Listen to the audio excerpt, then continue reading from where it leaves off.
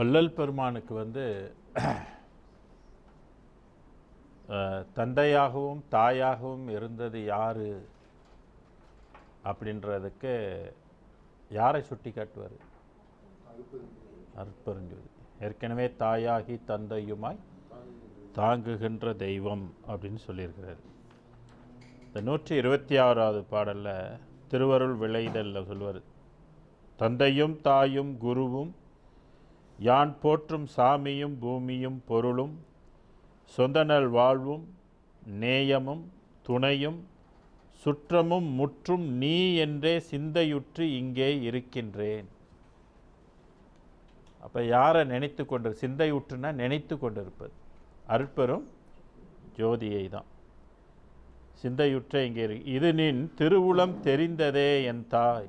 இது இறைவனுக்கும் தெரியும் அப்படின்றாரு. நிந்தசை உலகில் யான் உளம் கலங்கள் நீதியோ நின் அருட்கு அழகோ அப்படின்னு கேட்குறாரு. 156வது பாடல் 136.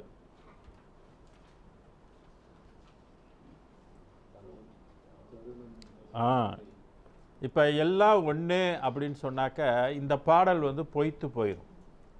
இந்த சன்மார்க்கம், அதாவது சுத்த சன்மார்க்கம், சமரச சத்திய சன்மார்க்கம் என்பது இது தொன்று தொட்டு உள்ள ஒரு மார்க்கமா அப்படின்ற கேள்விக்கு இந்த பாடல் நமக்கு தெளிவுபடுத்தும்.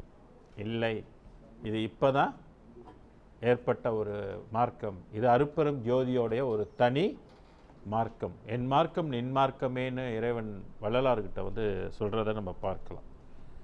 ஆக தருணம் இஞ்ஞான்றே, இஞ்ஞான்றேன்னா இப்பொழுதே, சுத்த சன்மார்க்கம் தனி நெறி உலகமெல்லாம் தலைக்க. தனி நெறி இது இதற்கு முன்பு உள்ள நெறிகள் வேறு, இந்த நெறி வேறு. இது சன்மார்க்கத்துக்குரிய நெறி என்ன? ஜீவகாருண்யம். முடிஞ்சு போச்சு, அவ்வளோதான். ஜீவகாருண்யத்தின் வழி பெறுகின்ற ஒரு அருளியல். வாசி நெறி, வாசியை செஞ்சு பெறுகின்ற ஒரு அருளியல் வேறு. அது மூலாதாரத்தில் இருக்கின்ற மூலக்கணலை எழுப்புகின்ற ஒரு நெறி. அது சித்தாந்தத்துக்குரிய ஒரு நெறி. ஆனால் சன்மார்க்கத்துக்கு அது நெறி இல்லை. ஆனால் சன்மார்க்கக்காரவங்களாம் அதை பிடிச்சி செஞ்சுக்கிட்டு கடந்துக்கிட்டு இருப்பாங்க ஒரு கூட்டம். அது விளங்கின கூட்டமானாக்கா விளங்காத கூட்டங்கள் வாசி பயிற்சியெல்லாம் செஞ்சுக்கிட்டு கிடப்பாங்க. நீ செய்யலாம், ஆனால் அருட்பெரும் ஜோதியை வசமாக்க முடியும். அந்த நெறிக்கு இந்த அருள் வசப்படுமானா வசப்பட. எவ்வகைதாம் தவம் செய்யணும் எய்தறிதாம் தெய்வம் எனக்கெளிதில் கிடைத்த என்மனம் இடம் கொண்ட தெய்வம்னு வரும். வேறு எந்த ரூட்லேயும் அந்த அருளை பெறுவதற்கு வாய்ப்பே கிடையவே கிடையாதுன்றார். மேலும் அந்த வாசி பயிற்சி செஞ்சு போனவங்களாம் எது வரைக்கும் போயிருக்கிறாங்க? பராபரை வரைக்கும் போயிருக்கிறாங்க. அந்த பராபரையில் உள்ளவங்களும் மீண்டும் அருட்பெரும் ஜோதி உலகத்துக்கு போகணுன்னா வள்ளலார் என்ன சொல்கிறார்? அவங்க மீண்டும் எங்கே வரணுன்றாரு? மண் உலகத்துக்கு மறுபடியும் வரணும். என்ன பெறணுமா? ஜீவகாருண்யம் செய்து அருள் என்ற சாவியை எடுத்துக்கிட்டு தான் திருப்பி அங்கே மோட்ச வீட்டுக்கு போக முடியுன்றார். இல்லைன்னா அங்கேயே சுற்றிக்கிட்டு தான் இருக்கணும், அதுக்கு மேலே போகிறதுக்கு அவங்க முடியாது அப்படின்னு ஒரு கருத்தை நம்ம ஜீவகாருண்ய ஒழுக்கத்தில் படிச்சிருக்கிறோம். அப்போ இந்த பாடலை படிக்கும்போது பாருங்கள், தருணம் இஞ்ஞான்றே சுத்த சன்மார்க்கம் தனி நெறி உலகமெல்லாம் தலைக்கேன்றார். உலகம் எல்லாம், பராபரை உலகத்தில் உள்ளவங்க கூட தலைக்கிறதுக்கு. இல்லைன்னா அங்கேயே இருந்தால் என்ன வந்துடும்? அவங்களுக்கும் மரணம் வந்துடும். அதனால தான் உலகம் எல்லாம் தலைக்கணும், இனிமேல் நித்திய உலகத்துக்கு போகணும் அப்படின்றதுக்காக தான் அருட்பெருஞ்சோதி ஆண்டவர் கடைசியாக முடிவாக இறுதியாக எதை கொடுக்குறாருன்னா சுத்த சன்மார்க்கம். நான் சில அறிஞர்கள்லாம் என்ன சொல்கிறாங்க, சன்மார்க்கம் தொன்று தொட்டே இருக்குது, ஆதி காலத்திலேருந்தே இருக்குது, சிவபெருமான் காலத்திலேருந்து இருக்குது, அகஸ்தியர் காலத்திலேருந்து இருக்குது. வள்ளலார் அதில் சுத்த என்ற ஒரு சொல்லை இணைச்சிக்கிட்டார், அவ்வளோதான் அப்படின்றாங்க. இது சொல்ல வச்சு டிபேட் பண்ணுற விஷயம் அல்ல. எதை வச்சு டிபேட் பண்ணணும்?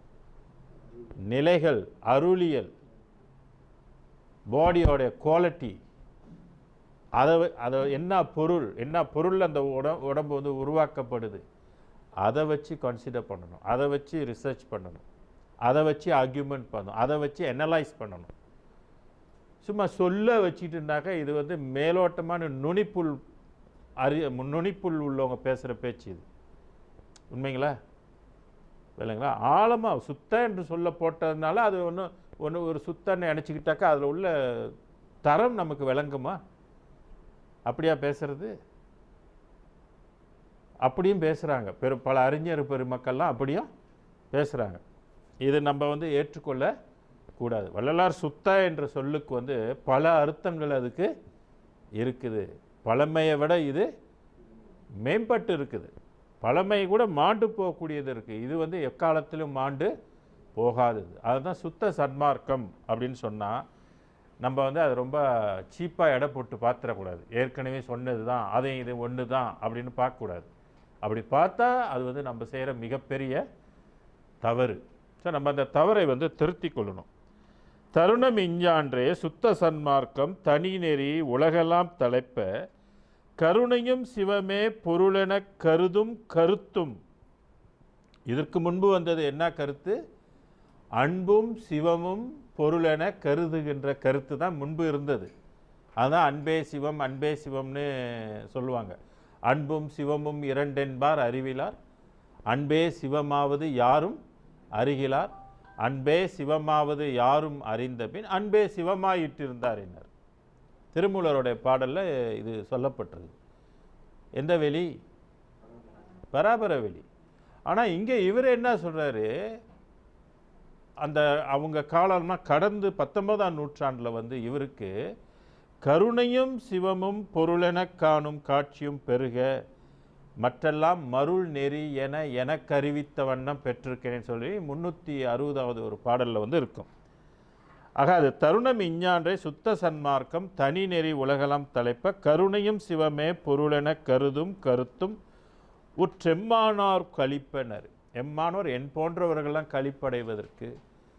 அப்போ இதிலேருந்தே நம்ம விளங்கிக்கணும், சித்தாந்தம் வேறு, பரம சித்தாந்தம் வேறு, மற்ற அந்தங்கள் வேறு, வள்ளலார் சொல்லுகின்ற நெறி வேறு, நிலை வேறு, கடவுளும் முற்றிலும் வேறு. அருட்பெருஞ்சோதியை கொண்டு மற்ற இதோடு நம்ம இணைச்சி பேசினா அது மிகப்பெரிய தவறாக இருக்கும். பொருள்நிலை ஓங்க தெருள்நிலை விளங்க புண்ணியம் பொற்புற வயங்க அருள் நயந்தருள்வார் திருச்சிற்றம்பலத்தை அருட்பெரும் ஜோதியன் அரசேன்றார். பொருள் நிறை ஓங்க, நிறைவான பொருள். அதுக்கு நிறைவுனா முடிவு, அதுக்கு மேலே பொருள் இல்லை. அப்போ ஒரு அணுவை வந்து உடைச்சா அந்த அணு கடைசி வரைக்கும் என்ன பொருளாக போய்கிட்டே இருக்குது அப்படின்றது முடிவு இல்லை. எந்த நிலைக்கு போனால் முடிவு, எந்த அருளை கண்டால் முடிவு? அருட்பெரும் ஜோதியை கண்டால் தான் அதனுடைய முடிவு தெரியும், இல்லைன்னா முடிவு வந்து நமக்கு இருக்காது. அதான் பொருள் நிறை ஓங்க தெருள் நிலை விளங்க. தெருள்னா தெளிவு, மேக்சிமம் எவ்வளோ தெளிவு அடையலாம். இப்போ நம்மலாம் ஏதோ கேட்டு சிந்திச்சு இப்படி கொஞ்சம் தெளிவு அடைஞ்சிருக்கு, இதான் தெளிவு நிலையா? பராபர வரைக்கும் போய் கூட இன்னும் அவங்களே என்ன ஆகலை, தெளிவு ஆகலை, முற்றுமா இன்னும் தெளிவு பெறலை. அவங்களுக்குள்ளேயும் கடவுள் இருக்கிறது இன்னும் அவங்களாலையும் கண்டுபிடிக்க முடியல. அப்போ எப்போ நம்ம வந்து மேக்சிமம் தெளிவு அடைவோம் அப்படின்னாக்க அருட்பெரும் ஜோதி என்ற அருள் காரியப்பட்டால் தான் முழுமையான தெளிவு நமக்கு வந்து கிடைக்கும். அந்த தெளிவு நிலையிலிருந்து பார்க்கும்போது மற்றதெல்லாம் என்ன ஆயிடுது? பொய்த்து போகுது, எல்லாமே பொய்த்து போகுது. பொய் நெறி அனைத்தும் புகுத்தாது என்னை செந்நெறி செலுத்திய சிற்சபை சிவம். அப்போ சிற்சபைக்குரிய சிவம் வேறு. நம்ம வந்து சமய சிவத்தையும் மற்ற மத சமயத்தையும் நம்ம எடுத்துக்கிட்டு பார்த்து கொண்டு இருக்க முடியாது. இது வேறு சிவமாக அமைந்திருக்கின்றது. அதுபோல் 187வது பாடலில் போய் பார்ப்போம்.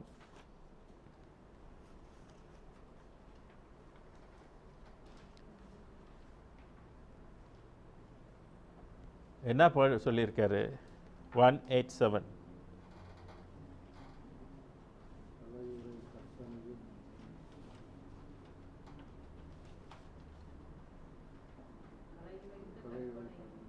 ஆமாம், இன்றைக்கி எப்படி நமக்கெல்லாம் கற்பிக்கப்பட்டிருக்குது கடவுளை? எல்லாம் கலைகளாக வடித்து வைத்திருக்கிறாங்க. சாமிக்கெல்லாம் ஏகப்பட்ட கை, ஏகப்பட்ட தலை, எல்லா சாமியும் பார்த்தா கொஞ்சம் வளைஞ்சிக்கிட்டு ஒத்த காலில் நின்றுக்கிட்டு ஏதோ ஒரு கலையை நமக்கு வடிவம் பண்ணி வைத்து இதுதான் கடவுள் அப்படின்னு சொல்லியிருக்கிறாங்க. நான் வள்ளலார் அதை பற்றி என்ன கருத்து சொல்கிறாரு? கலையுரைத்த கற்பனையே நிலையென கொண்டாடும். நிலையென, அதுதான் நிலையானதா? எதுக்கோ வச்சாங்க, ஒரு சாம்பிள் வச்சாங்க, நம்ம சாம்பிளையே என்ன செஞ்சுக்கிட்டோம்? பிடிச்சிக்கிட்டோம். அதை வச்சு அப்படியே ஓட்டிக்கிட்டு இருக்கிறோம். அது ஒரு சாலருக்கு பிழப்பாகவும் இருக்குது.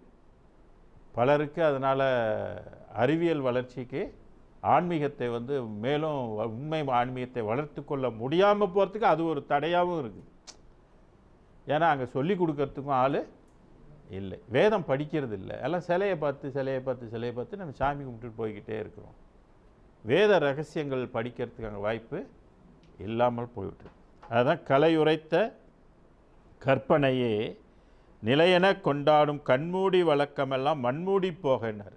சாபம் விட்டார், இந்த பழக்கம் இருக்கக்கூடாது, எல்லாம் மண்மூடி போகட்டும். மலைவொரு சன்மார்க்கம் ஒன்றை நிலை பெற. எது நிலை பெறணுமா? சன்மார்க்கம் நிலை பெறணும் அப்படின்றார். ஏன்னா சன்மார்க்கத்தினுடைய சாரம் என்னது? சன்மார்க்கம் என்றாலே மரணமில்லா பெருவாழ்வுக்குரிய. அதனால் அது ஒன்று நிலை பெற மெய் உலகம் வாழ்ந்தோங்க. நம்ம எங்கே வாழ்ந்துட்டுருக்குறோம்? என்ன உடம்பு பெற்றிருக்கிறோம்? பொய் உடம்பு பெற்றிருக்கோம், மெய் உடம்பு இல்லை. இந்த பொய் உடம்புக்கு என்ன வரும்? மரணம் வரும். எவ்வளோ தடவை எத்தனை தடவை தான் செத்து போகிறது? போடோவா இருந்தாக்கா நம்ம மீண்டும் மீண்டும் என்ன ஆகிக்கிட்டே இருப்போம்? செத்துக்கிட்டே இருப்போம் இல்லைங்களா? அப்போ நம்ம என்ன செய்யணும்? கடவுள் நமக்கு மட்டும்தான் எத்தனை அறிவு கொடுத்துருக்கிறாரு? 6 அறிவு கொடுத்துருக்கு. 6 அறிவு கொடுத்தா என்ன செய்யணும்? எதுக்கு 6 அறிவு இருக்குது? பகுத்து அறியது. எதுக்கு செத்து போகிறோம்? ஏன் செத்து போகிறோம்?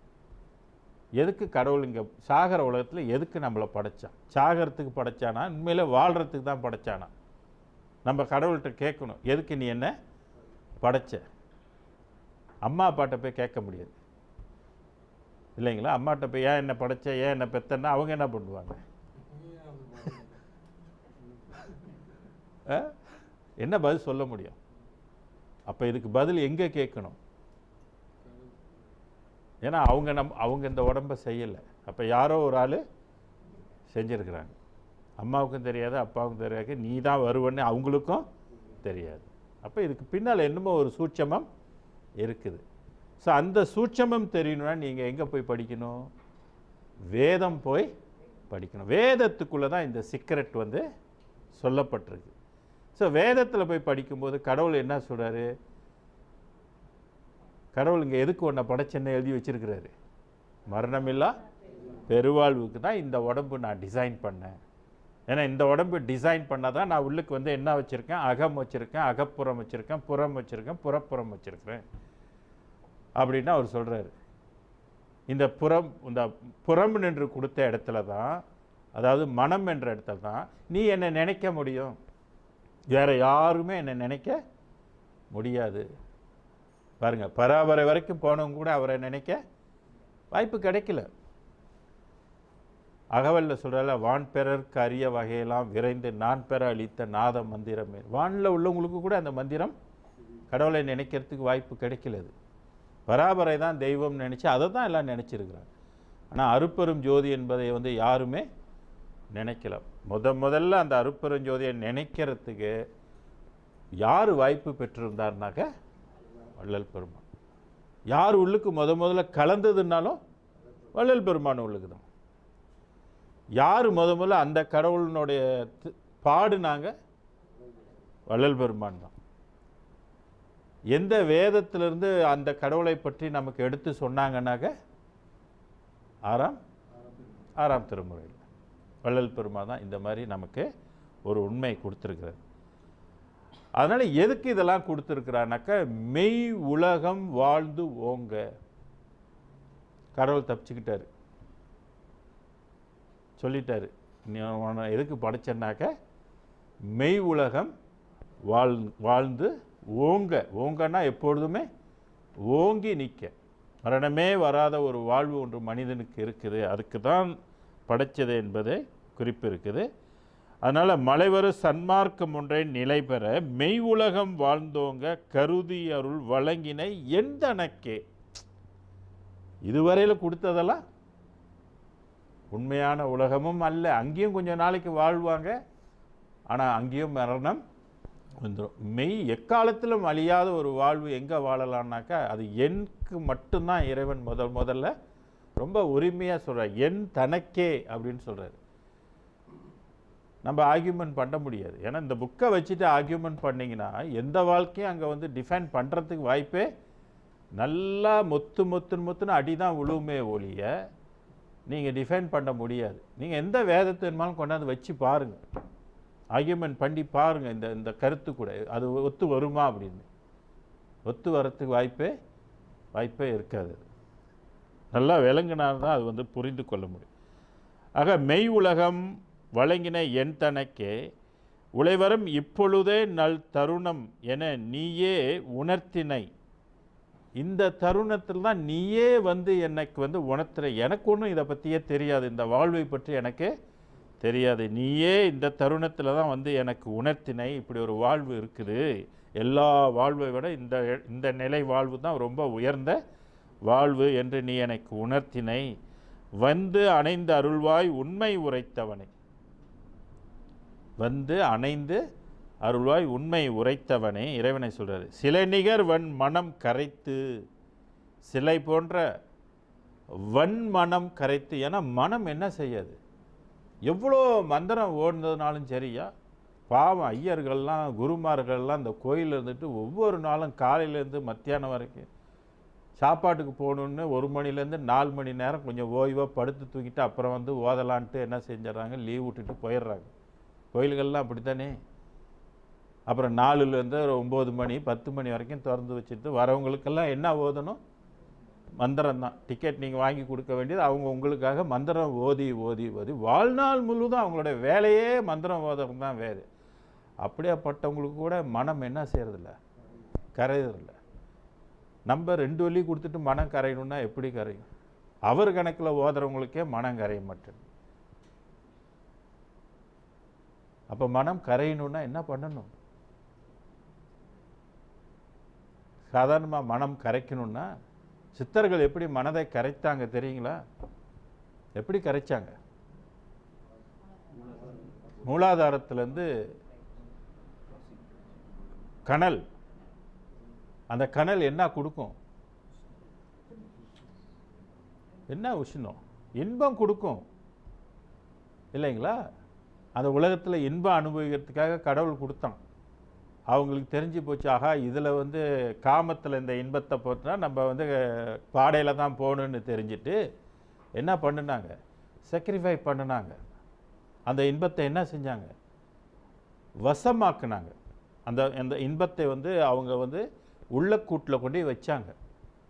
அதுக்கு எவ்வளோ பாடுபட்டுருக்கணும், அதுக்கு எந்தெந்த உணவெல்லாம் ஒதுக்கி இருக்கணும், எவ்வளோ காலம் அவங்க பாடுபட்டுருக்கணும். 1 வருஷமா 2 வருஷமா 12 வருஷம், ஒரு ஜென்மமே அதுக்கு பாடுபட்டிருப்பாங்க. எத்தனையோ ஜென்மத்தில் அவங்க வந்து தோல்வி அடைஞ்சி ஒரு ஜென்மத்தில் வந்து அந்த டெக்னிக் கிடச்சி அவங்க வந்து பாடுபட்டு 12 ஆண்டு அந்த மூலக்கணலை என்ன செஞ்சாங்க, உள்ளக்கூட்டில் கொண்டாந்து சேஃப் பண்ணாங்க. அந்த 12 ஆண்டினுடைய சக்தி ஒன்றுபட்டு தான் அந்த வன் மனத்தை என்ன செஞ்சிருக்குது, கரைத்திருக்குது. அது சாதாரண விஷயம் இல்லை. அது வன் மனத்தை மட்டும் கரைக்கலை. அந்த 12 ஆண்டுகளுடைய சக்தி வன்மனத்தை மட்டும் கரைக்கலை. வன்மனம் கரைஞ்சி போச்சுன்னாக்கா அவங்களுக்கு இந்த உலகம் என்ன ஆயிடுச்சு, போய் இந்த உலகத்துக்கு அவங்களுக்கு சம்பந்தம் இல்லை. அவங்க இந்த உலகம் கடந்துட்டாங்க. இந்த வன்மனம் கரைத்தா அடுத்து என்ன உலகம் வந்துடும், என்ன உலகம் பார்ப்பாங்க, பிரம்ம உலகம். பிரம்மா ஆயிடுவாங்க. பிரம்மா ஆயிட்டா அதனுடைய பவர் என்ன சாதாரண பவரா? என்ன செய்ய முடியும், அவங்க படைக்க முடியும். மிகப்பெரிய ஆற்றல். பிரம்ம வழின்னு நம்ம லேசாக பற்றக்கூடாது. அதுவும் என்ன செஞ்சிடும், அந்த மனம் கரையும், அந்த வெளியும் கரையும். நான் அது கரைந்தால் அடுத்தது என்ன வந்துடும், விஷ்ணு வெளி வந்துடும். அவங்க யாராயிருவாங்க, விஷ்ணு காக்கக்கூடிய கடவுளாக ஆயிடுவாங்க. மனிதன் கடவுள் ஆகிறான். எப்படி, உள்ளுக்குள்ள நிலை மாற மாற. ஆனால் எல்லாம் வெளியில் பார்த்தா மனுஷன் மாதிரி தான் இருப்பான். உள்ளுக்கு மாற மாற மாற நம்மளுடைய இறைநிலை என்ன ஆகிக்கிட்டே இருக்கும், இறைநிலை உள்ளுக்கு மாறிக்கிட்டே இருக்கும், ரேங்க் மாறிக்கிட்டே இருக்கும். அது அப்போ விஷ்ணு வெளிக்கு வந்துடுவாங்க. விஷ்ணு கடவுளாக அவர் இருப்பார். அதுக்காக கடல்லலாம் போய் படுத்திருக்க மாட்டாங்க, பூமியில் தான் இருப்பாங்க, எல்லாம் வாழ்ந்துக்கிட்டு இருப்பாங்க. விளங்குங்களா? அதுக்கப்புறம் என்ன வந்துடும், ருத்ரவெளி வரும், அதுவும் கரைஞ்சிரும். அப்போ அவங்களுக்கு அந்த உலகமும் பொய்த்து போயிடும். அடுத்து ருத்ரவெளி வந்துடும். ருத்ரவெளியும் என்ன, ருத்ரவாயிட்டாக்க அவங்க வந்து அழிக்கக்கூடிய தன்மை, டிஸ்ட்ராயர் மாதிரி எல்லா ஆற்றலும் இருக்குது அவங்கக்கிட்ட. நான் அந்த வெளியும் என்ன செய்யும், கரையும். அடுத்து மகேஸ்வர வெளி, அதுவும் கரையும். அது கரைஞ்சனே அடுத்து சதாசிவ வெளி, அதுவும் கரையும். அப்போ 5 மூர்த்திகளும் என்ன ஆயிடுது, கடந்து போயிடுறாங்க அவங்க. நான் அது கடந்த பிறகு சதாசிவ வெளி, அப்புறம் விந்து, அப்புறம் பரவிந்து, அப்புறம் நாதம், அதுவும் கரையும். பரநாதமும் கரையும், பறை கரையும், பரம்பரம் கரையும். அதுக்கப்புறம் தான் பராபரை. பராபரைக்கு மேலே அது கரையுமானா, அதுக்கு மேலே கரையாது. அது ஒரு மிக உயர்ந்த தெய்வ நிலை. எல்லாத்துக்கும் அதுதான் உயர்ந்த தெய்வ நிலை. அப்படின்னா அவங்க என்ன ஆயிட்டாங்க, தெய்வம் ஆயிட்டாங்க. அதுக்கப்புறம் அவங்க இந்த உடம்பை என்ன செய்வாங்கன்னு இதையும் கரைப்பாங்க. அந்த லெவலுக்கு வந்த பிற்பாடு இந்த உடம்பும் கரைஞ்சி போயிடும். கரைஞ்சிட்டா என்ன ஆயிடுவாங்க, அவங்க ஒளி வடிவமாக இருப்பாங்க. இந்த பால் நினைந்தூட்டும் அந்த பாடு, ஊனினை உருக்கி உள்ளொளி பெருக்கி உழப்பில் ஆனந்தமயமான அந்த மாதிரி ஒரு ஒளிநிலைக்கு வந்து போயிடுவாங்க. பராபர். அதுக்கு மேலே அதை கரையாது. அதுதான் அவங்களுக்கு ஸ்டேபிளான ஒரு நிலை, வாழ்வு. அவங்க எங்கே போயிடுவாங்க, எந்த உலகத்துக்கு வாழ போயிடுவாங்க, பராபரை உலகத்துக்கு வாழ போயிடுவாங்க, தெய்வமாக வாழ்வாங்க. திருவள்ளுவர் சொல்கிறது, வையத்துள் வாழ்வாங்கு வாழ்பவன் வானுரையும் தெய்வத்துள் வைக்கப்படும். அவங்க தான் தெய்வம். அப்படின்னா யாரை உண்மையிலே வணங்கணும், சித்தர்களை தான் தெய்வமாக வணங்கணும். ஆனால் நம்ம சித்தர்களை தெய்வமாக வணங்குறது மிக குறை. இப்போ தான் கொஞ்சம் சித்தர் வழிபாடுகள்லாம் வந்திருக்குது. ஆனால் அவங்க பாருங்கள் எப்பயே எல்லாம் தெய்வ நிலையே அடைந்திருக்கு. அப்போ மனிதன் தெய்வமாகணும். ஆனால் இப்போ வள்ளலார் வந்து என்ன பண்ணுறாருன்னு கேட்டிங்கன்னா, வள்ளலாருக்கு காரியப்பட்ட அருள் வேறு என்பதனால இப்போ அதை விட மேலே இருக்கின்ற ஒருவர் அவரை கருவிலே வந்து கலந்து, அப்புறம் 9 வயசில் வந்து கலந்து, அப்புறம் அவர் தவம் பண்ண வச்சு, அந்த தவத்தில் அந்த அருள் இன்னும் கூட கூட அவருக்குள்ளே வந்து கலக்க அஞ்ஞான வெளியும் அவருக்கு கரைஞ்சது. சித்தர்களுக்கு எப்படி கரைந்ததோ அதே மாதிரி கரைந்து இந்த முறை இவருக்கு என்ன ஆயிடுச்சுன்னு கேட்டிங்கன்னா, பராபரையும் கரைந்து போச்சு. பராபரை கரைந்து போனது தான் அவருக்கு மிகப்பெரிய ஒரு வியப்பு. அதான் மெய் அருள் வியப்புன்னு 100 பாடல் இருக்குது. என்னடா இவ்வளோ நாளாக இது இருந்து காத்த ஒரு வெளி போச்சே அப்படின்னு சொல்லி, எல்லாமே பொய்த்து போயிடுச்சு அப்படின்றத அவர் சொன்னார். செத்து போச்சுன்னு கூட ஒரு இடத்துல சொல்லியிருக்கு. கண் கொண்ட பூதலமெல்லாம் சன்மார்க்கம் கலந்து கொண்டே பாடுகின்ற வெண் கொண்ட சிற்றபை ஒன்றே என்றும் நிறைந்து விளங்குகின்ற என் கொண்ட மத மார்க்கம் யாவும் இறந்தன வேண்டர். ஏன்னா அந்த பராபரையும் அவர் உள்ளத்தில் அந்த வெளியே என்ன ஆயிடுச்சுனாக்க கரைந்து போய் விட்டுருச்சு. அப்போ அப்படி கரைந்து போனால் என்ன சொல்லுவார், அதை மெய்யா பொய்யாது, பொய்த்து போயிடுச்சு. இப்படி எல்லா சித்தர்கள் வந்து இப்படி தான் அந்த நிலையை வந்து அவர்களாம் வந்து அடைந்திருக்கிறாங்க. ஆக சிலை நிகர் வன் மனம் கரைத்தது வந்து வள்ளல் பெருமானுக்கு வந்து மூலாதாரத்தில் உள்ள அருள் அல்ல. சில சன்மார்க்கர்கள்லாம் என்ன பண்ணிகிட்டு இருக்கிறாங்கன்னா, மூலாதாரத்தில் உள்ள அருளை எடுக்கிறதுக்கு முயற்சி பண்ணிக்கிட்டு இருக்கிறாங்க. இது அந்த காலகட்டத்தில் செஞ்சிருக்க வேண்டியது. இப்போ அந்த நிலை, அந்த அருளியலை என்ன செஞ்சிருச்சு, இதை நிறுத்திடுச்சு. அது ரொம்ப பேர்த்துக்கு தெரியாது. மேலும் அதனுடைய பவரும் இப்போ என்ன ஆயிடுச்சு, குறைந்துருச்சு. அதனால் இனி உள்ளத்தை அது உருக்க முடியுமா, இத்தனை வெளிகளை அது உருக்கக்கூடிய கெப்பாசிட்டி அதுக்கு இருக்குதா அப்படின்னா இல்லை. இன்னும் காலம் போக போக, ஆண்டு போக போக, யுகம் போக போக என்ன ஆகிக்கிட்டே போகும்? முடிஞ்சு அந்த அந்த அந்த கேம் முடிஞ்சது. அந்த அந்த டெக்னிக், அந்த காலம் வந்து டெர்மினேட் ஆயிடுச்சு, முடிஞ்சு போச்சு. இது விளங்கி கொள்ளணும் சன்மார்க்கர்கள். வள்ளலார் அதை சொல்லியிருக்கிறார். எல்லா வெளிகளினுடைய அந்த 6 அந்தத்தினுடைய இது முடிவு வந்து பண்ணிருச்சு அப்படின்னு சொல்கிறாரு.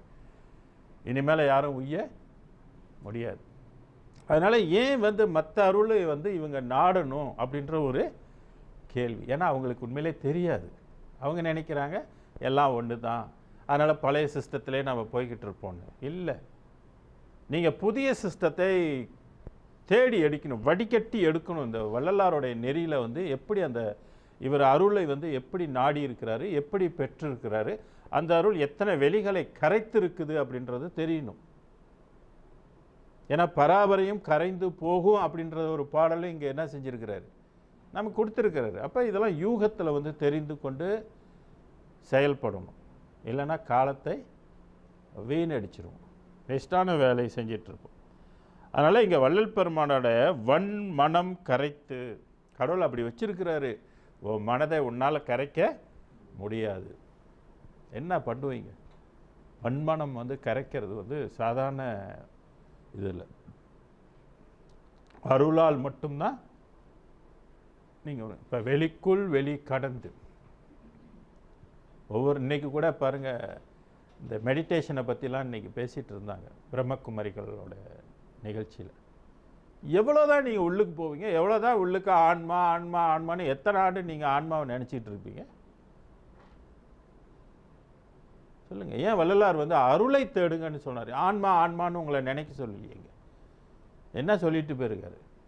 அருளை நீங்கள் பெற முயற்சி செய்யுங்கள் சொன்னார். அருளை எவ்வாறு பெறக்கூடும் சொல்கிறார். அவர் எவ்வண்ணமாக உள்ளது, அருள் எப்படி காரியப்படுது, அருள் என்ன செய்யும். அப்போ இங்கே சொல்கிறார், வன் மனத்தை கரைத்து, அடுத்து என்ன செய்யணும்? திரு அமுதம் அளித்தோயினர். மனம் கரைக்க கரைக்க கரைக்க உங்களுக்கு என்ன கிடைக்கும்? கரைஞ்சி எல்லாம் கரைஞ்சி போனால் மேலே போயிட்டால் என்னோட அமுதம் வரும் உங்களுக்கு? அந்த அமுதத்தில் இந்த உடம்பு உயிர் எல்லாமே வளரும். அப்போ தான் அந்த அமுதம் வந்து கிடைக்கும். அந்த அமுதம் உண்டு வளர வளர தான் நம்ம அந்த உலகத்துக்குரியவர்களாக என்ன செய்வோம்? வளருவோம். அப்போ வளர வளர தான் அந்த உலகத்தினுடைய அனுபவம் எல்லாம் நமக்கு கிடைக்கும். இப்போ இருக்கிற தத்துவத்தில் எதுவுமே ஒன்றுமே நமக்கு தெரியும். ஏதோ ஒரு நம்பிக்கையில் பிடிச்சிட்டு நம்ம போகலாம். அருள் காரியப்பட்டால் தான் அந்த அனுபவத்தை நமக்கு ஏற்படுத்தும் என்பது தெரியும். அதனால் சில நிகர் வன் மனம் கரைத்து திருவமுதம் அளித்தோ சித்த சிகாமணியே என் திருநட நாயகையே. 187வது பாடலில் இப்படி ஒரு பாடலை கொடுத்துருக்க. நான் அடுத்த பாடலையும் பாருங்க. திருத்தகும் ஓ தருணம் இதில் திருக்கதவம் திறந்தே திருவருட்பெயர் ஒளிகாட்டி திருவமுதம் ஊட்டி கருத்து மகிழ்ந்து என் உடம்பில் கலந்து உளத்தில் கலந்து கனிந்து உயிரில் கலந்து அறிவில் கலந்து உலகம் அனைத்தும் உருத்தகவே அடங்குகின்ற ஊழிதோறும் பிரியா. அந்த உடம்புக்குள்ள என்ன நடக்குது? ஒரு வரி இருக்கு பாருங்க. உலகம் அனைத்தும் உருத்தகவே அடங்குகின்ற. அந்த வரியை நல்லா ஜூம் பண்ணி பாருங்க, என்னதான் சொல்றாருன்னு. உலகம் அனைத்தும் உருத்தகவே அடங்குகின்ற. அப்ப எல்லா உலகமும் என்ன ஆயிடுச்சு? அடங்கி போச்சு. அவர் எந்த உலகத்தில் தோன்றணும், எந்த உலகத்தில் வரணும்னாலும் அவரால் வர முடியும். அது நம்மளால நினைச்சு கூட பார்க்க முடியாது. எல்லா உலகத்துக்கும் அவர் சொந்தக்கார். இது வந்து உலகமே அவராயிட்டார். வள்ளலார் தான் உலகம், உலகம் தான் வள்ளலார். அப்படி ஆயிடுச்சு. அந்த மாதிரி ஒன்ஸ் நமக்கு அந்த அருள் காரியப்பட்டால் இந்த மாதிரி ஒரு உடம்பை நமக்கு அது தருகின்றது, செஞ்சு தருது அது நமக்கு. அதுதான் எல்லா உயிரும் என் உயிர் ஆயின, எல்லா உலகமும் என் உலகம் ஆயின, எல்லா இன்பமும் என் இன்பம் ஆயின. எல்லா சத்தியம் சித்தியும் யாரோடையாச்சு? எல்லாமே அவரோடைய. அப்படின்னா எல்லா தெய்வமும் இப்போ யாராயிட்டார்? வள்ளலாராக ஆயிட்டார். நீங்கள் எந்த தெய்வத்தில் போயிட்டோ நீங்கள் வள்ளலாராக நினச்சி கும்பிட்டுட்டு போயிடலாம். அந்த தெய்வத்தை கும்பிடுன்றது அவசியம் இல்லை. அதை தான் வள்ளலார் சொல்வேன், நான் போனேன் கோயிலுக்கெல்லாம் போனேன், எல்லாம் நின் சாயலாகவே பார்த்தேன்னு சொல்வார் ஒரு இடத்துல. அது என்ன அர்த்தம்? நம்மளும் அந்த அந்த டெக்னிக் பாய்க்கலாம். இப்போ சம்டைம் கோயிலுக்கு ஒரு கூட்டம் இருக்குது, கோயிலுக்கே போகக்கூடாது அப்படின்ற ஒரு கூட்டம் பேசுது. என்ன கேட்டால் அது தேவையில்லாதது. நீங்கள் போகலாம், அங்கே அது அங்கே இருக்கிற தெய்வத்தை யாராக பார்க்கணும்? அருப்பெரும் ஜோதியாக பாருங்கள், முடிஞ்சு போச்சு, அவ்வளோதான். ஏன்னா அருப்பெரும் ஜோதினா எல்லா கடவுளும் அவருக்குள்ளே அடங்கி போயிட்டார். அப்படி தான் அதனுடைய பொருளாக இருக்கும். ஆக உருத்தகவே அடங்குகின்ற ஊழிதோறும் பிரியா. எத்தனை கோடி யுகங்கள் ஆனாலும் அந்த உயிர் அந்த உடம்பை விட்டு பிரியாது. பிரிவுற்று அறியா பெரும் பொருளா என் அறிவுக்கு அறிவாம் அருட்பெரும் ஜோதி அப்படின்னு சொல்வார். திருத்தியோடு விளங்கி அருள் ஆடல் செய்ய வேண்டும் சித்த சிகாமணியே என் திருநட நாயகனே. நான் 208 பாருங்கள், வள்ளலாருடைய ஆசையை அங்கே வைக்கிறார். அவருக்கு ஒரு ஆசையாம், அந்த ஆசையை நம்மளாம் நிறைவேற்றலாமா? வள்ளலாருடைய ஆசை, நமக்கும் எவ்வளோ ஆசை இருக்குது, வள்ளலாருக்கும் ஒரு ஆசை இருக்குது. அவருடைய ஆசை என்னன்னு பாருங்கள். அதில் திருவளர் திருச்சிற்றம்பலம் ஓங்கும் சிதம்பரம் என்னும் பெருங்கோயில் உருவலர் மறையும் ஆகம கலையும் உரைத்தவார் இயல் பெற புதுக்கி, புதுக்கினாக்க புதுப்பித்து, மறுவலர் மலரின் விளக்கி நின் மேனி வண்ணம் கண்டு உளம் கழித்திடவும் கருவலர் உலகில் திருவிழா காட்சி காணவும் இச்சைகான் எந்தா என்றார். என்ன ஆசையான் வள்ளலாருக்கு? திருவிழா. இப்போ நம்ம நாட்டில் நிறைய திருவிழா நடக்குது. எல்லாம் என்ன சாமிக்கு திருவிழா நடக்குது? எஸ்டேட்டில் பூரா என்ன சாமிக்கு திருவிழா நடக்கும்? திருவிழானா என்னென்ன வெட்டுவானுங்க? சிறு தெய்வ வழிபாடுகள், ஊர்வலம் ஓடும். என்ன ஊர்வலம்? எல்லாம் சின்ன சின்ன தெய்வங்கள் இல்லைங்களா? அம்மன் ஊர்வலம், கருமாரி அம்மன், இந்த மாதிரி சின்ன சின்ன தெய்வங்கள், காவல் தெய்வங்கள், திருவிழா காட்சிகள். இதுதான் பெரும்பாலும் எஸ்டேட்டு இன்னும் மற்ற இடத்துலலாம் இந்த மாதிரி தான் ஓடும். ஆனால் இவர் என்ன காட்சி பார்க்கணுன்னு விரும்புகிறார்? திருவரர் திருச்சிற்றம்பலம் ஓங்கும் சிதம்பரம் என்னும் பெருங்கோயில். இது என்ன சிதம்பரம்? என்ன பழைய அந்த சிதம்பரம் இல்லை. சிதம்பரம் என்பது பெருவெளிக்குரிய அந்த தெய்வத்துக்குரிய திருவிழா காட்சி காணணும். உலக மக்கள்லாம் அந்த தெய்வத்தை திருவிழாவாக கொண்டாடணும் அப்படின்னு சொல்கிறாரு. அது தனக்கு இச்சையாம். அது மட்டும் இல்லை, உருவலர் மறையும் ஆகம கலையும் உரைத்தவார். எந்த வேதத்தை மக்கள் எல்லாம் படிக்கணுன்ற சொல்கிறாரு? அந்த மேலான வேதத்தை, ஆகம கலை. இது என்னது?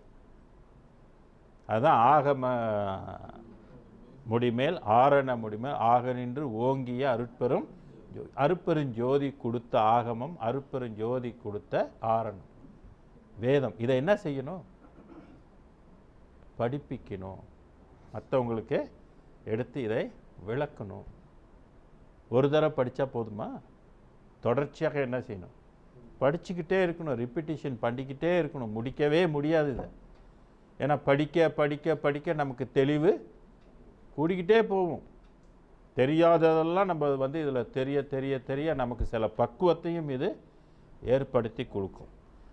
அதுதான் உருவலர் மறையும் ஆகம கலையும் உரைத்தவார் இயல் பெற புதுக்கி மறுவலர் மலரின் விளக்கி, மறுவலர் மலரின் விளக்கி, அது ஒளி உடம்பு வளர்ச்சியை பற்றி விளக்கி நின் மேனி வண்ணம் கண்டு உளங்கழித்திடவும். அந்த மேனி, இறைவனுடைய மேனி எப்படி இருக்கும்? ஒளி பிரகாசமாக இருக்கும் இல்லையா? அதை கண்டு கழித்திடவும். கருவளர் உலகில் திருவிழா காட்சி. கருவளர் உலகில், கரு பிடித்து இங்கே வரும் இல்லையா? எங்கே உள்ளவங்க எங்கே கரு பிடிச்சி நம்ம வளரணும். இந்த கருவல், இந்த பூலோகத்தில் மக்கள் திருவிழா காட்சி காணணும் எதிர்காலத்தில் அப்படின்னு சொல்லி வள்ளலாருக்கு அது இச்சை. அப்படின்னா நம்ம ஒரு இப்போதைக்கு எல்லாம் பெரும்பாலும் இடத்துல சென்டருங்கள் தான் இருக்குது. வருங்காலத்தில் வள்ளலாருக்குன்னு சபை அமையும். எல்லா நாட்டிலையும் பார்த்தீங்கன்னா வள்ளலாருக்குன்னு சபைகள் அமைஞ்சிடும். அப்புறம் அதுக்குன்னு ஒரு கொண்டாட்டத்துக்குன்னு ஒரு திருவிழா அமைஞ்சிரும். இப்போ பூசை வருது இல்லையா முக்கியமாக, அந்த மாதிரி பூசத்தெல்லாம் வந்து இப்போ எப்படி முருகனுக்கு வந்து உலகம் முழுதும் ஒரு சிறப்பு நாளாக இருக்கு இல்லையா தைப்பூச நாள். எதிர்காலத்தில் வந்து தைப்பூச நாள் வந்து வள்ளலாருக்கு ஒரு பெரிய சிறப்பு நாளாக விளங்கும். அது திருவிழா மாதிரி அந்த காட்சி வரும். அடுத்து இன்னொரு ஆசை, அவருக்கு என்ன ஆசைன்னு பாருங்கள். தங்கமே அணையார் கூடிய ஞான சமரச சுத்த சன்மார்க்க சங்கமே கண்டு களிக்கவும். தங்கம் போன்றவர்கள் கூடி, பொன் போன்றவர்கள் எல்லாம் கூடி ஞான சமரச சன்மார்க்க சங்கம் கண்டு களிக்கவும். இனி என்ன சங்கம் உலகத்தில் துலங்கணும்? இதுவரையில் சமயம் மதங்கள் வந்தது, பற்பல குரு மார்க்கங்கள்லாம் வந்தது. இப்போ எது வருது? சன்மார்க்கம், ஞான சன்மார்க்கம், சமரச சுத்த சன்மார்க்கம் சங்கம் கண்டு களிக்கும். சங்கம் சார் திருக்கோயில் கண்டிடவும். இந்த சங்கம் சார்ந்த திருக்கோயில் இல்லைங்களா? ஆனால் அங்கே சிலை வைக்கிறது இல்லை. என்ன வைக்கிறது? ஒளி தான். ஏன்னா சிலை வச்சா நம்பால் திருப்பி என்ன பண்ணுவாங்க? சாமியை குளிப்பாட்டா போயிடுவாங்க விளங்குதுங்களா? அதனால் சங்கம் சார் திருக்கோயில் கண்டிடவும். சங்கமே பெரும் சற்சங்கம் நீடூழி துளங்கவும். அந்த சங்கம் வந்து நீண்ட காலத்துக்கு வந்து துளங்கும்.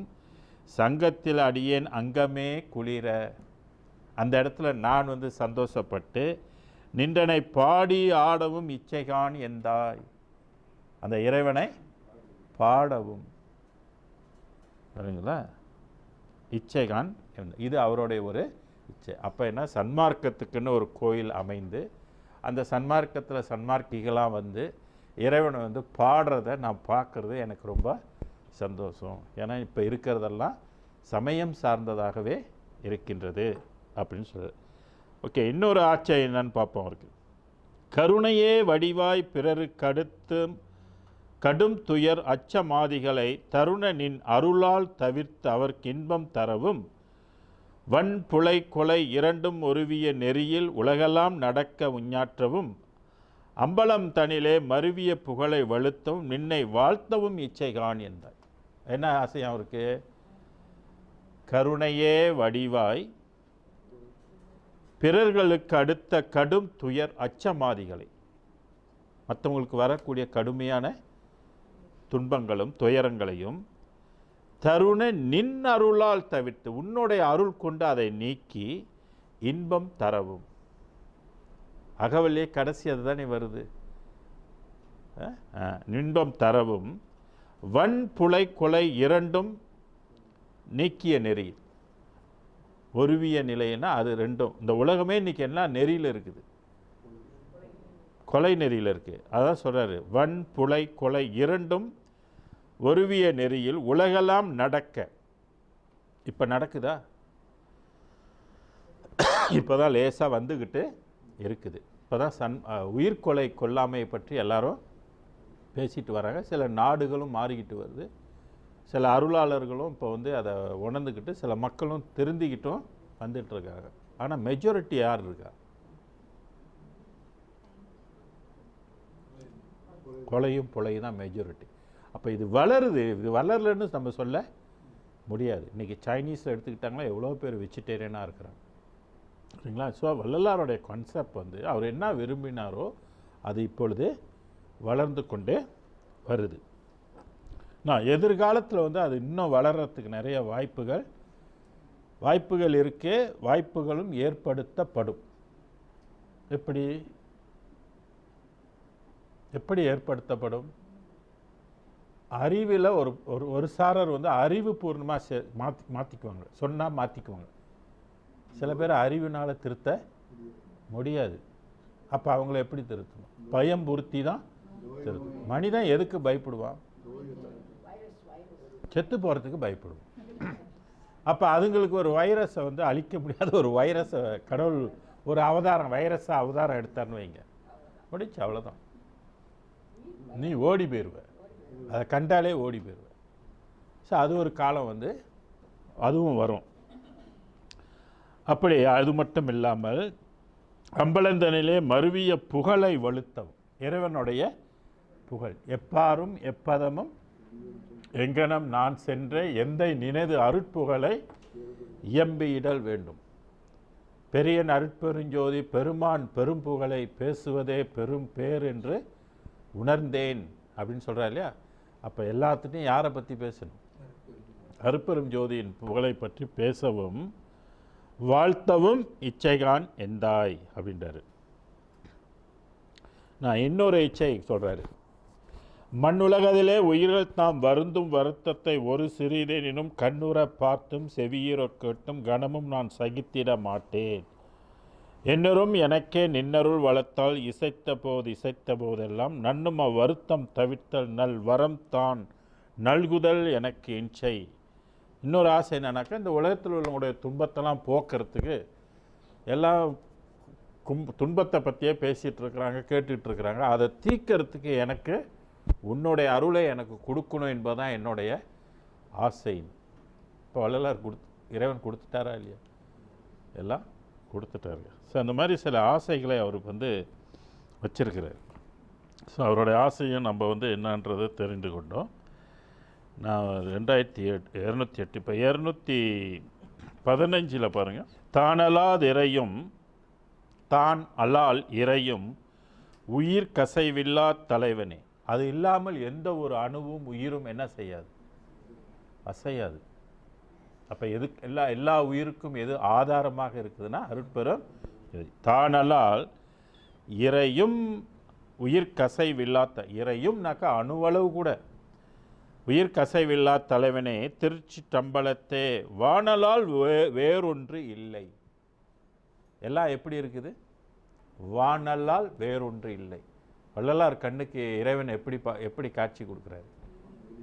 வெளிகளாக. எல்லாமே வெளி ஒளிமயமாக தான் இருக்குது அப்படின்னு சொல்கிறாரு. அப்போ இதில் எது அடிபட்டு போச்சு? உருவம் அடிப்போச்சு. அவரும் உருவம் வைக்கலாங்க.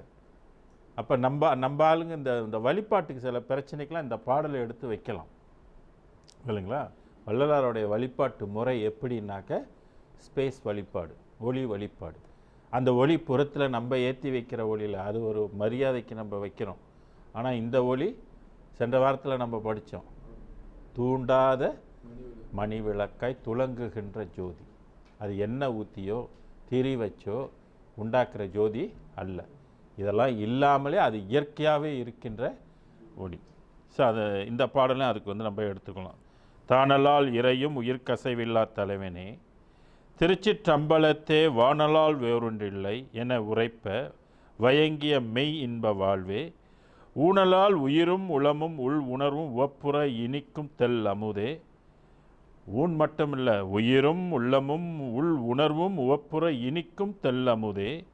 ஞான நாடகம் செய் தந்தையே அடியே நவிழ்கின்றேன் கேட்டருள் இதுவே.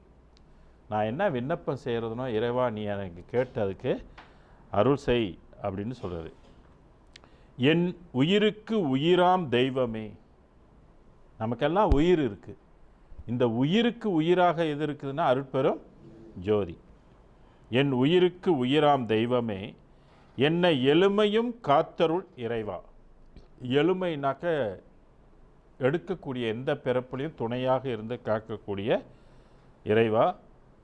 என் உள்ளத்து இனிக்கும் தீஞ்சுவை கனியே எனக்கு அறிவு உணர்த்திய குருவே என்னுடைய அன்பே திருச்சிற்றம்பலத்தே எனக்கருள் புரிந்த மெய் இன்பே என்னை ஈன்றெடுத்த தந்தையே அடியேன் இசைக்கின்றேன் கேட்க இம்மொழியே. எனக்கு கேட்டு எனக்கு அருள் செய் அப்படின்னு சொல்கிறாரு. 306 எடுத்து பாருங்கள். முதல்ல இந்த பாடல் தான் நான் உங்களுக்கு சொன்னது. வள்ளலார் பல்வேறு இடத்துல சிவம் சிவம் சிவம் என்று சொல்லை அமைத்திருப்பதனால சன்மார்க்க அன்பர்கள் என்ன நினைக்கிறாங்க? எல்லாமே ஒன்று தான். சிவம் என்ற சொல் ஏற்கனவே சொல்லப்பட்டிருக்கு, திருச்சிற்றம்பலம் என்ற சொல் சொல்லப்பட்டிருக்குது, அடி திருவடி என்ற சொல்லலாம் சொல்லப்பட்டிருக்குது. அதனால் எல்லாமே ஒன்று என்று கருதுவதற்கு நிறைய வாய்ப்புகள் இருக்குது. ஆனால் இதை நம்ம மட்டும் என்ன சொல்லிக்கிட்டு இருக்கோம்? இது முற்றிலும் வேறு. இது அரிய சிற்றம்பலம் அப்படின்னு அகவலில் ஒரு இடத்துல சொல்வார், தனி சிற்றம்பலம்னு சொல்லுவார், தனி கடவுள்னுவார். இந்த கடவுளை இதுவரையில் நம்ம என்ன படிச்சுட்டு இருக்கோம், எந்த வேத ஆகமங்களுக்கும் இது அறியப்படாதது அப்படின்றதுக்கு ஒரு பாடல் இல்லை. இன்னும் பாடல் நான் எடுத்து கொடுத்துக்கிட்டே இருக்க போகிறேன். ஏன்னா வருங்காலத்தில் என்ன பண்ணக்கூடாது, தப்பு பண்ணக்கூடாதுன்றதுக்கு தான் இவ்வளோ மெனக்கட்டுக்கிட்டு இருக்கிறோம். ஏன்னா நீங்கள் விட்டுட்டா நாளைக்கு பின்னால் ஒரு பிறந்த பிள்ளை வந்துட்டு இந்த டேப்பை போட்டு இந்த பாடத்தில் போட்டு கேட்டுச்சுனாக்கா என்ன இவர் வேறு மாதிரி சொல்லிகிட்டு இருக்கிறாரு, இவ்வளோ சாட்சி கொடுத்துட்ருக்கிறாரு அப்படின்னு அந்த அந்த பிரெயினில் என்ன புகுத்தணும். தனிக்கடவுள் இப்போ வள்ளலாரும் சொன்னார், அவருக்கு என்ன இச்சை, இருக்கிற சாமியெல்லாம் கும்பிட்டுருங்கயா நான் சொல்கிறாரு, என்ன சாமியை கும்பிடணுன்றாரு, அருட்பெரும் ஜோதி, அதை கும்பிடணும் என்பது தான் என்னோட இச்சை, அதன் புகழை நீ பேசணும் என்பது தான் என்னோட இச்சைன்னு. ஸோ இதுலேருந்து நம்ம மாற்றத்தை என்ன செய்யணும், மாற்றத்தை நம்ம ஏற்படுத்தி தான் மாறுவதெல்லாம் உயிரோடு, மாறாததெல்லாம் மண்ணோடு. மண்ணோடு போனால் திருப்பி மண்ணிலே தான் நம்ம வந்துருக்கோம். ஓகே, இந்த பாடலை கவனிங்க. 306வது. கருணையும் சிவமும் பொருளென காணும் காட்சியும் பெருக. ஏற்கனவே ஒரு பாடல் கண்டதெல்லாம் அனித்தியம்ன்றார். இங்கே எதை நீ பார்க்கணும், பொய்யை பார்க்கணுமா மெய்யை பார்க்கணுமா? மெய்யை பார்க்கணுன்னா அன்பும் சிவமும் பார்த்தாக்கா அது பொய். அன்பும் சிவமும் என்பது எதுக்குரியது? பராபரை வெளிக்குரிய சிவத்துக்குரியது. இங்கே கருணையும் சிவமும் பொருளென காணும் காட்சியும் பெருக, அதோட நிப்பாட்டியிருந்தாலும் பரவாயில்ல. அடுத்து என்ன சொல்றாரு? மற்றெல்லாம் மருள் நெறி என நீ எனக்கு அறிவித்த வண்ணம் பெற்றிருக்கின்றேன். அருட்பெருஞ்சோதி அவர்கிட்ட என்ன சொன்னிச்சா? மற்றதெல்லாம் மருள் நெறின்றுச்சா. வேற ஆள் சொல்லியிருந்தாலும் நம்ம சண்டை போடலாம். சொல்கிறது யார்? அருட்பெரும் ஜோதி. நீங்கள் என்ன பண்ண முடியும்? அப்போ அதை என்ன செஞ்சிருச்சு? வகுத்துருச்சு. எது வரைக்கும் மருள் நெறி என்று? பராபரை வரைக்கும் மருள் நெறி. செத்து போன்ற நிலை யாருக்கு வந்தாலும் எல்லாம் மருள் நெறி மட்டுமல்ல, சிறு நெறியும் கூட. அப்போ எது பெருநெறி? எதை பெருநெறின்னு சொல்கிறாரு? சும்மா எல்லாத்தையும் எடுத்துகிட்டு பெருநெறி பெருநெறின்னு பேசி கொடுக்குறாரு. சில பேர் என்ன செய்கிறாங்க, அவங்கவுங்க ஒரு மந்திரம் சுற்றி இதான் மகா மந்திரம் மகா மந்திரம்னு பேசிகிட்டு இருக்கிறாங்க. விளங்கி கொள்ள, மகா மந்திரம் என்பது எதுக்கு பொருந்தும்? அருட்பெரும் ஜோதிக்கு மட்டுமே பொருந்தும், வேறு எதுக்கு அது பொருந்தாது. அதுபோல் கருணையும் சிவம் வேறு, அன்பும் சிவம் என்பது வேறு. திருமூலர் கண்ட சிவம் வேறு, வள்ளலார் கண்ட சிவம் வேறு. இது சுத்த சிவம், அது சிவம். எப்படி சிவத்தில் ரெண்டா அப்படின்னு கேட்கலாம். ரெண்டு தான், அருளோடு சேர்த்து இரண்டென கண்டறின்றார். ஏன்னா அன்னொன்று மருள்ன்றார். ஏன்னா அது கரைஞ்சிதுன்னா அது ஆட்டோமேட்டிக்காக என்ன, மருளா அருளா? இப்போ அஞ்ஞான வெளி கரையுது, சரி மருள்னு விட்டுதான். எல்லா வெளியும் கரைஞ்சிக்கிட்டே எல்லாருக்கும் அருள் இருக்குது. அப்போ எல்லாமே கரையுதுன்னாக்க, பராபரையும் கரைஞ்சி போச்சுனாக்கா அருள் நெறியா மருள் நெறியா? மருள். அப்போ உண்மையிலே அருள் நெறி எது? சன்மார்க்கம் ஒன்று தான் அருள் நெறி. அப்போ உண்மையிலே புண்ணிய நெறி எது? சன்மார்க்கம் தான் புண்ணிய நெறி. தெளிஞ்சு வரணுமே. எத்தனை ஜென்மம் பிடிக்குமோ தெரியலையே. அது எப்படி இது எப்படி, எனக்கு முடியாது முடியாதுன்னு கேட்டிருந்தா எங்கே கிடக்கணும்? பூமியிலேயே கிடக்க வேண்டியதான். கருணையும் சிவமே பொருள் என காணும், அதாவது மெய்ப்பொருள் சொல்கிறாரு. பொருள் என காணும் காட்சியும் பெருக, மற்றெல்லாம் மருள் நெறி என நீ எனக்கு அறிவித்த வண்ணமே பெற்றிருக்கின்றேன். அப்போ வள்ளலார் அந்த சிவத்துக்கு போகல, சுத்த சிவமத்துக்கு போயிட்டார். வண்ணமே பெற்றிருக்கிறார். இருள் நெறி மாயை வினைகளால் கலக்கம் எய்தியதென் செய்வேன் என்றாய். நம்மள மாதிரி இப்போ நம்மளெல்லாம் எதில் மாட்டிகிட்டு இருக்கிறோம்? நம்ம இருள் நெறி. இருள் நெறினாக்க நம்ம ஆட்டோமேட்டிக்காக எங்கே வந்துட்டோம்? என்ன வெளி? அஞ்ஞான வெளி. அஞ்ஞான வெளிக்கு என்ன இல்லை? ஒளி இல்லை. ஒளி மட்டும்தான் இல்லையா? அறிவும் இல்லை. அறிவு பூரா எங்கே வச்சிருக்குது? இந்த மேக்சிமம் அறிவு பூரா எங்கே இருக்குது? பெரு வெளியில் இருக்குது. நமக்கு அது வந்து கலந்துச்சுன்னா ஆட்டோமேட்டிக்காக நமக்கு என்ன வந்துடும்? நம்ம அந்த வெளிக்குரியவங்களாக வளர்ந்துட்டோன்னு வைங்க, நமக்குள்ளே என்ன வந்துடும்? எல்லா அறிவும் நமக்குள்ளே வந்துடும். அப்போ வள்ளலார் எவ்வளோ பெரிய அறிவாளி, அவருக்கு தெரியாதது எதுவும் இருக்க முடியுமா? எந்த ஸ்கூலில் போய் படித்தார்? படித்து கொடுக்குற அறிவாது எந்த சித்தர்கள் வந்து அவருக்கு போதிச்சாங்களா? இல்லையே. ஏன்னா அந்த அருள், அந்த ஒளி அவரை வந்து ஆட்கொண்டுருச்சு. அதான் அருட்ஜோதி தெய்வம் என்னை ஆட்கொண்டு. அது ஆட்கொண்டுனதுனால தான், இத்தனை வெளிகளை கரைத்ததுனால தான் சிற்சபையில் விளங்குகின்ற தெய்வம் அதே தெய்வம். வேற தெய்வத்தை அவர் இருக்க மாட்டார். இங்கே என்ன சொல்ற, மற்றெல்லாம் மருள் நெறி, மருள் தெய்வம்ன்றார்.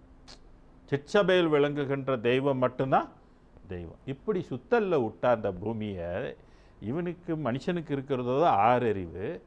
இது ஸ்கூலில் போய் டிகிரி டிப்ளமோ படிச்சுட்டு வேலை தேடி சாப்பிட்டுட்டுறவனுக்கு எப்படியா தெரியும்? சொல்லுங்க, எப்படி தெரியும்? இது பொழப்புக்கு மணி அடிச்சுட்டு பூஜை செய்கிறவங்களுக்கு கூட இது தெரியுமா? கண்டு எடுக்க முடியுமா அந்த உழவை?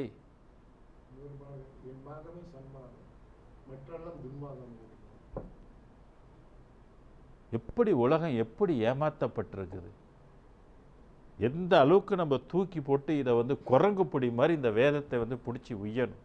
எவ்வளோ தெளிவு நமக்கு வந்து தேவைப்படுது இதை பிடிக்கிறதுக்கு.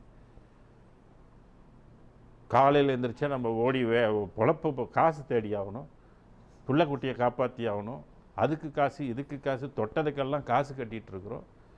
இதில் நம்ம வந்து பிறந்ததை ஒரு பக்கம் நினச்சி பார்த்தா ரொம்ப வருத்தமாக இருக்குது. என்னடா பண்ணிக்கிட்டு இருக்கிறோன்னு. இதை பார்க்கறதா இல்லை இதை பார்க்கறதா? படிக்கிறதுக்கு நேரம் இருக்கா? ஏதோ தப்பிச்சோம் பொழைச்சோன்னு வந்து புதன்கிழமை இங்கே வந்து உட்காந்து பாடம் கேட்டுக்கிட்டு ஏதோ கொஞ்சம் அறிவு நம்ம சம்பாரித்து வச்சுக்கிட்டு இருக்கிறோம்.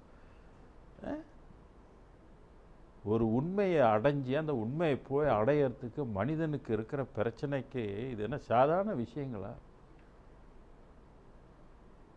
அதுவும் இப்போ உள்ள காலம் ஏன்னா இன்ஜின் மாதிரி ஓடிக்கிட்டு இருக்கு. இன்ஜின் மாதிரி பொருளியல் நம்ம ஓடி தேடிக்கிட்டு இருக்கணும். டொமஸ்டிக் வாழ்க்கையை வந்து நம்ம வாழ்கிறதுக்கு இதிலே நம்ம என்ன ஆசைப்படுறோம்? மரணமில்லா பெருவாழ்வு. இந்த கடவுளும் இவ்வளோ கஷ்டப்படுறானுன்னு சொல்லி அவரும் வந்து பூதையை வந்து தொலைன்னு இழுத்துட்டு போகிறாரானாக்கா அதுவும் இல்லை. அதுவும் அப்ளிகேஷன் தான் நம்ம போடணும். இவர் அப்ளிகேஷனை பார்த்து இவர் அப்ரூவ் பண்ணி எப்போ நம்மளை வந்து கூட்டிகிட்டு போகிறாரோன்றது நமக்கு தெரியல. ஆனால் விடவும் முடியல. விட்டாலும் நமக்கு வேறு வழியும் இல்லை.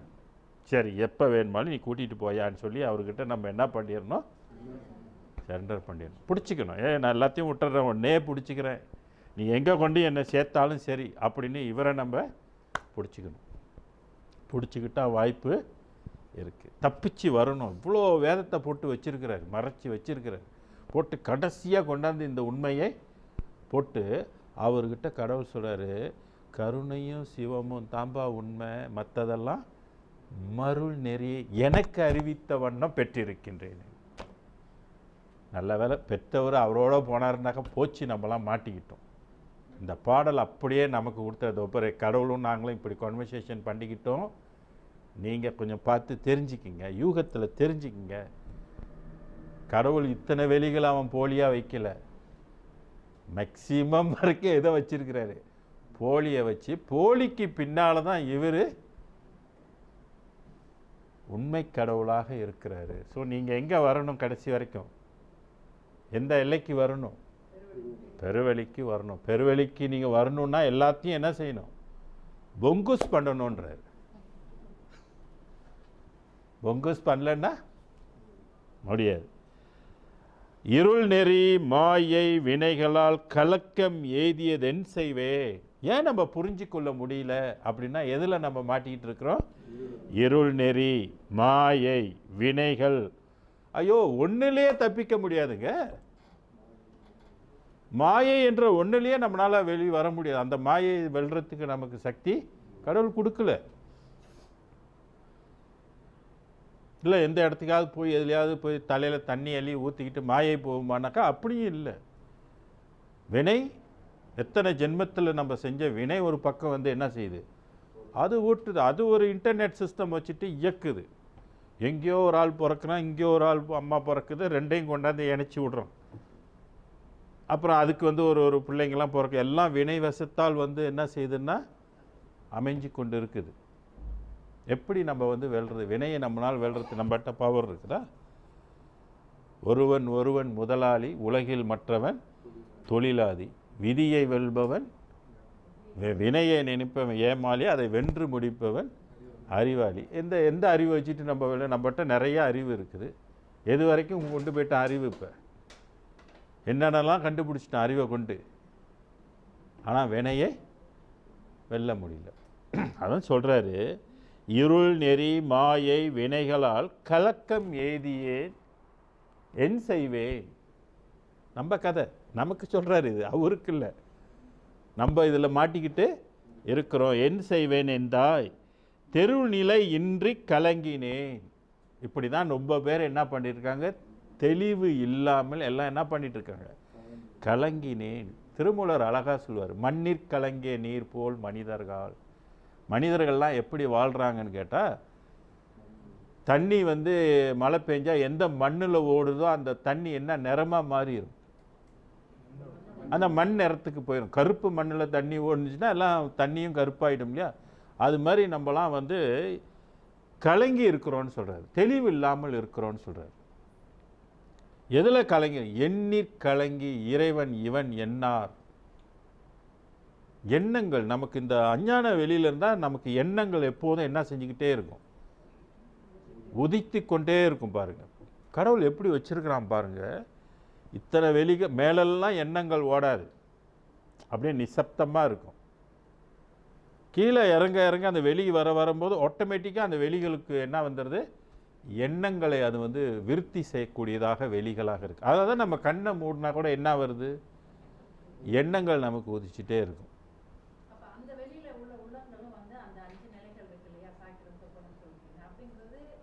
கொஞ்சம் குறையும், எண்ணங்கள் கொஞ்சம் மட்டுப்படும். நீங்கள் அதிலே நிற்க முடியாது இல்லையா? திருப்பி என்ன வந்துடும் மறுபடியும். ஏதோ அந்த குன்புற நேரத்தில் கொஞ்சம் டெக்னிக்கை பயன்படுத்தி நம்ம உள்ளுக்கு போனோமாக்கா, தியானம் பண்ணி உள்ளுக்கு போனோமா நம்ம கொஞ்சம் நேரம் அமைதியாக இருக்கலாம். அதே பழகிட்டவங்களுக்கு கொஞ்சம் அமைதி கிடைக்கும். ஆனால் கடவுளாக முடியாது, பிறப்பை ஒழிக்க நம்மளால் முடியாது. இன்றைக்கி பெரும்பாலும் தியானங்கள்லாம் அந்த அளவில் தான் சொல்லுது, மனதை கொஞ்சம் அமைதியாக வச்சுக்கிறதுக்கு தான் சொல்லுதே ஒழிய இறைவனை ஆகிறதுக்கோ பிறப்பை ஒழிக்கிறதுக்கோ அவைகள் போதா. ஏன்னா அருளியலை பேசலை அது, இல்லைங்களா? நான் அருளியல் வந்துட்டால் மனமே என்ன ஆயிடுது, கரைஞ்சி போயிடுது. முதல்ல ஒரு பாட்டை சொன்னேன்னா, அப்போ கரைஞ்சி போச்சுட்டாக்க உங்களுக்கு அந்த எண்ணெய் விருத்தி இருக்குமா? ஆட்டோமேட்டிக்காக இருக்காது. அதுவும் வெளி கடந்து நீங்கள் போக போக போக என்ன விருத்தி இருக்குமா? இருக்காது. வள்ளலார் சொல்கிறாரு, அந்த ஞான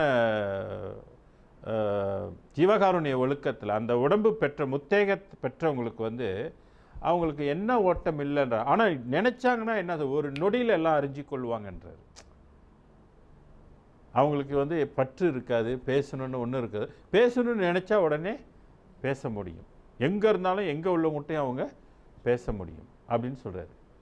நினைக்க மாட்டாங்க, ஆனால் நினைக்கணும்னு நினச்சாங்கன்னா ஒரு செகண்டில் நினச்சிருவாங்க அப்படின்றது. ஸோ அதனுடைய ஆற்றல் வந்து வேறுபட்டது, இப்போ இருக்கிறது வேறுபட்டது. ஆக தெருநிலை இன்றி கலங்கினேன். இப்போ நம்மளாம் பெற்றது கூட பெரிய லெவல்லாம் ஒன்றுமே கிடையாது. நம்ம கொஞ்சம் தெளிவு பெற்றிருக்கோம், அவ்வளோதான். ஒரு சின்ன தெளிவு. இதை வச்சுக்கிட்டு மேலே போக முடியுமா? போக முடியாது. அப்போ என்ன வேண்டும் நமக்கு? இந்த லெவல் கூட இல்லாமல் எத்தனையோ கோடி பேர் இருக்கிறாங்க. இப்படி ஒரு வேதம் இருக்குன்னு கூட ரொம்ப பேர்த்துக்கு தெரியாது. இப்படி ஒரு தனி கடவுள் வந்து இப்படி ஒரு வேதம் கொடுத்துட்டு ஒரு ஆளை இப்படி கொண்டுட்டு போயிட்டார் வேற ஒரு உலகத்துக்குன்றது கூட ரொம்ப பேர்த்துக்கு தெரியாது. சித்தர்களை தான் இன்றைக்கி பல பேருக்கு தெரிஞ்சிருக்கு. சித்தர் பெருமைகளை தான் பேசிகிட்டு இருங்க. சித்தர்களெல்லாம் கடந்து இன்னொரு ஆள் போயிருக்கிறாருன்றது, இன்னொரு பிரபஞ்சம் இருக்குது, அதுதான் உண்மை பிரபஞ்சம், அங்கேருந்து தான் எல்லாமே இயக்குது அப்படின்றது கூட யாருக்கும் தெரியாது. சன்மார்க்கத்தை நமக்கு தெரியும். ஏன்னா நம்ம இங்கே படிக்கும்போது இந்த பாடல்கள் இதுக்குள்ள விளக்கங்கள் எல்லாம் நம்ம பார்க்கறது வேறாக இருக்கின்றது. ஆக இந்த 306வது பாடல் வள்ளலார் கண்ட சிவம் வேறு என்பதற்கு இது ஒரு முத்தாய்ப்பாக உள்ள ஒரு சாட்சியான ஒரு பாடலாக இது அமைந்திருக்கின்றது. சரி, இந்த பாடலோடு நம்ம இன்னைக்கு நிறைவு செய்து கொள்வோம்.